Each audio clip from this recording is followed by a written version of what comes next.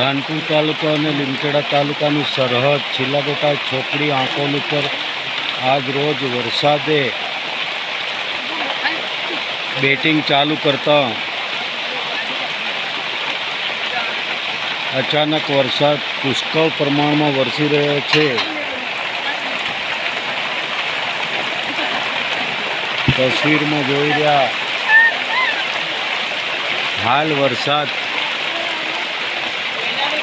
લીમખેડા તાલુકાની બોર્ડર અને ધાનપુર તાલુકાની બોર્ડર છિલાબેટા ચોકડી આંકોલ ઉપર ફૂલ વરસાદ વરસી રહ્યો।